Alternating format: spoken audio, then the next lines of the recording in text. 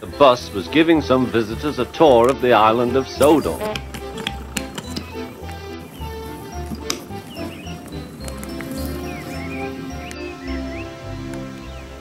It was their last afternoon, and Edward was preparing to take them to meet Bill and Ben. He found it hard to start the heavy train. "Did you see him straining?" asked Henry. "Positively painful," remarked James. "Just pathetic," grunted Gordon. "He should give up and be preserved before it's too late." "Shut up," burst out Duck. "You're all jealous. Edward's better than any of you." "You're right, Duck," said Boko. "Edward's old, but he'll surprise us all." "I've done it, we're off! I've done it, we're off!" said Edward as he finally puffed out of the station.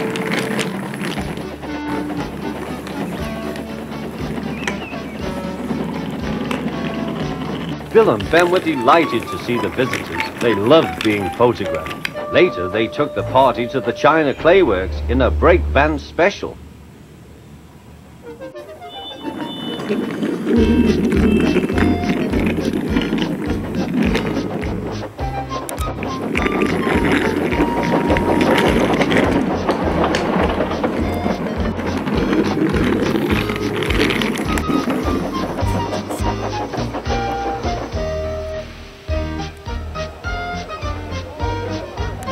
Everyone had a splendid time, and the visitors were most impressed.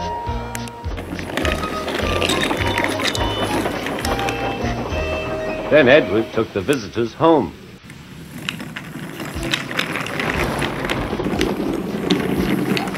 On the way, the weather changed. Wind and rain buffeted Edward. His sanding gear failed, and his fireman rode in front, dropping sand on the rails by hand. Suddenly, Edward's wheels slipped fiercely. With a shrieking crack, something broke.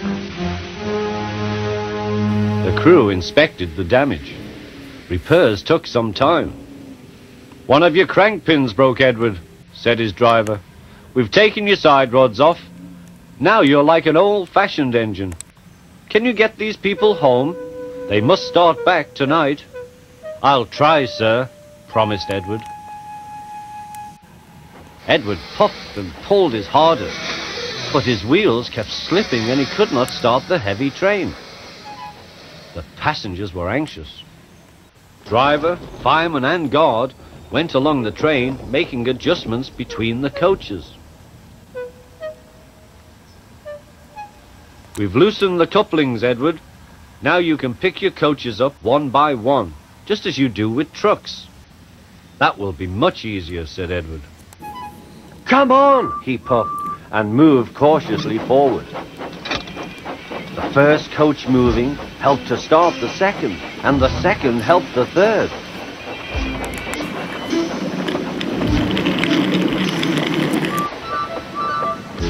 "I've done it! I've done it!" puffed Edward. "Steady, boy," warned his driver. "Well done, boy. You've got them! You've got them!" And he listened happily to Edward's steady beat as he forged slowly but surely ahead. At last, battered, weary, but unbeaten, Edward steamed in. Henry was waiting for the visitors with the special train. "Peep, peep!" The fat controller angrily pointed to the clock, but excited passengers cheered and thanked Edward, his driver and fireman.